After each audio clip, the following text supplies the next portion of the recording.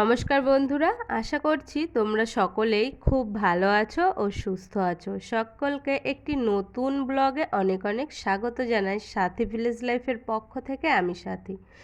আজ ছিল শুক্রবার, এখন সকাল বাজে ওই আর কি 8টা কি 8:30টার কাছাকাছি। তো এখন থেকে ব্লগটা স্টার্ট করছি। বাড়িতে এই যে ফুল গাছে এত পরিমাণে ফুল এসেছে, আর রোদের আর কি ঝিলিকটা যখন এসে পড়ছে তখন দেখতে অপরূপ সুন্দর লাগছে। আর এই যে বাড়ির সামনে নদীটা, সেটাও নীরব শান্ত হয়ে পড়েছিল কদিন, তবে আজ দেখছি একটু স্রোত বইছে। আর চারিদিকটের ভিউটা ভীষণ ভালো লাগছিল দেখতে। বেশ অনেক কদিন মেঘলার পরে রোদটা আজকে বেশ সুন্দর ঝলমলিয়ে উঠেছে। তো চারিদিকটা ভীষণ ভালো লাগছে। আর এইদিকে এই যে মা ঠাকুরের বাসনগুলো আমাকে একটু মেজে দিচ্ছে। আমাকে যেতে হবে কলেজে, সেই কারণে আমি এইদিকে গুছিয়ে উঠতে পারিনি সবটা। তো ঠাকুরের বাসনগুলো মাজতে বেশ অনেকটাই সময় লেগে যায়, সেই কারণে আমাকে একটু মেজে দিচ্ছে। আর তারপরে এই দাদার সঙ্গে কথা বলতে বলতে এই যে আমার কানের জোড়াতে দেখছি ময়লা পড়েছে। তো এটাই খুলে নিয়েছি, এখন ঝম করে একটু পরিষ্কার করে নেব, তারপরে আর কি আমি গুছিয়ে নেব। তো এই যে কানের জোড়া আমার এখন খোলা হয়ে গেছে। আর তারপরে চলো আরেকটা জিনিস তোমাদের সঙ্গে শেয়ার করি। এইগুলো তো সবাই জানো, বেগুন, আর পাশে ওই যে ওই কচু গাছগুলো, ওইগুলো হয়তো নাও চিনতে পারো অনেকে। তো এই বেগুনগুলো আমাদের গাছে হয়েছে, ভীষণ কচি আর টাটকা দেখে মনে হচ্ছিল শশার মতন কাঁচাই খাই। তো আর এই যে এটাকে অনেকে বলে হয় আর কি গ্রামের আমাদের ভাষাতে এরে কচু। এই ডগাটা না রান্না করলে বেশ ভালো লাগে, ওই যে ঘাটকোলের মতন করে রান্না করতে হয় বা বাটা করতে হয়। যাই হোক, এই যে তারপরে আমি গুছিয়ে নিয়েছি। আমি আজকে যাব একটু কলেজে, আসলে ইউনিভার্সিটি থেকে কিছু ডকুমেন্টস শো করতে বলছে, সেগুলোকে আর কি নিয়ে যাব, তো অ্যাসাইনমেন্টের জন্য। আর তারপরে ওই যে গাড়িকে বার করেও নিয়েছি, আর দেখতে দেখতে এই যে বেরিয়েও পড়েছি। আর এই জায়গাটা আমার সবসময়ই ভীষণ ভালো লাগে। এই যে ধানের এই সবুজটা ভীষণ আর কি চোখটাকে টানে। আর এই যে ড্রাইভ করছে আমার বান্ধবী, আর আমি বসে আছি। আমার তো স্কুটিতে এরকম বসে থাকতে ভীষণ ভালো লাগে। বেশিরভাগ সময়টা ওই আর কি ড্রাইভ করে, ওর যখন ভালো লাগে না বা শরীরটা একটু খারাপ থাকে তখন আমিও চালাই। তো যাই হোক, কথা বলতে বলতে এই যে চলে এলাম আর কি কলেজে। আর কলেজটা একেবারে শান্ত নীরব। এখন যেহেতু আমাদের ওই শনি রবিবার আর কি ক্লাস হয় বা সমস্ত কাজই হয়, সেই কারণে আমাদের আর সেই ভিড়ের মুখে পড়তে হয় না। যখন গ্র্যাজুয়েশনের জন্য ভেরিফিকেশন বা রেজাল্ট নিতে যেতাম, ওই দিনগুলোর কথা ভীষণ মনে পড়ে, কত না ভিড় ঠেলেছি। তবে যাদের দাদারা থাকতো তাদের কিন্তু অত ভিড় ঠেলতে হতো না। সে যাই হোক, এই যে তারপরে আর কিছু করা হয়নি, রাতে চলে এলাম আর কি খাবার খেতে। মা করেছিল গরম গরম লুচি। তো ইদানিং লুচিটা একটু বেশি খাওয়া হচ্ছে, আর মাও বানিয়েছে। আর লুচি খেতে তো সবসময়ই ভালো লাগে, তবে ময়দাটা এতটাও খাওয়া ঠিক না।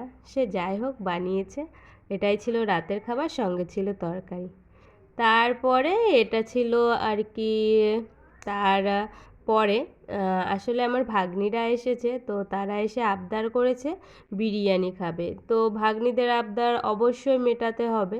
আর মেটাতেই হবে। বিরিয়ানি করার জন্য সবসময় দিদি আসলেই করা হয়, তবে দিদি আর বৌদিও বাড়ি নেই, সেই কারণে মা আর আমাকেই দায়িত্বটা নিতে হয়েছে। এখনও কোনো দিনও আমি বানাইনি, তবে মা এই যে সব কিছু করছে, আর আমি হয়তো লাস্টে লেয়ারিংটা করব। তো এখানে চিকেন রান্না করছে, আর আমি এইদিকে বেরেস্তাটা আর কি বানাচ্ছি। তো অল্প, তো সেই কারণে তাড়াতাড়ি হয়ে গেছে।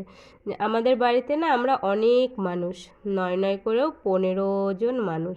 তো 15 জনের জন্য অনেকটা বেশি পরিমাণেই করতে হয়, যেহেতু বেশিরভাগ মানুষই বাড়ি নেই, সেই কারণে অল্পই আছে আজকে।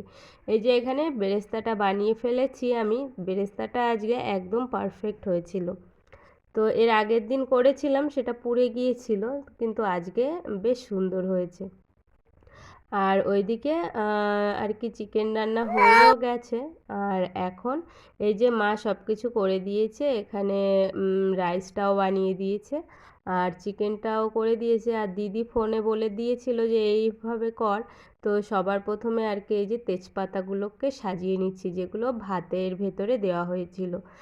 তো এটা করলে লেগে যাওয়ার ভয়টা খুবই কম থাকে, আর যদিও লেগে যায় নিচে ওই তেজপাতার উপর দিয়েই যায়। তো তোমরা কে কে এই টিপসটা জানতে না অবশ্যই কমেন্ট করে বলো। আর এইদিকে আমি বসে পড়েছি এখন লেয়ারিং করতে। তো প্রথমে তো নিচে একটা লেয়ার দিয়ে দিয়েছি, আর এখন এই যে চিকেন দিচ্ছি। তো পার্ট বাই পার্ট যেভাবে আর কি বিরিয়ানির লেয়ারিং করে, আমিও মাথা স্থির রেখে সেইভাবেই করেছিলাম, তবে ভুল হয়নি। আর হয়তো সেভাবে পারফেক্ট না হলেও ওই কাছাকাছি গেছিলো, কিন্তু বিরিয়ানিটা অসম্ভব ভালো হয়েছিল খেতে। তো এই যে আর কি লেয়ারিং চলছে, আর চিকেনটাও বেশ ভালো আজকে রান্না হয়েছিল মায়ের। তো এক পিস খেয়েছিলাম কষা, তো সেখান থেকেই বুঝতে পেরেছি। আর দেখেও হয়তো তোমরা বুঝতে পারছো যে সত্যিই খুব ভালো হয়েছিল। যাই হোক, গল্প করতে করতে আর কি অনেকটা কাজ আমি এগিয়ে ফেলেছি। এই যে এখন আর কি মাঝ পজিশানে চলছে। তো নিচের দুটো লেয়ার হয়ে গেছে, এখন এই যে চিকেনটা দিয়ে দিচ্ছি।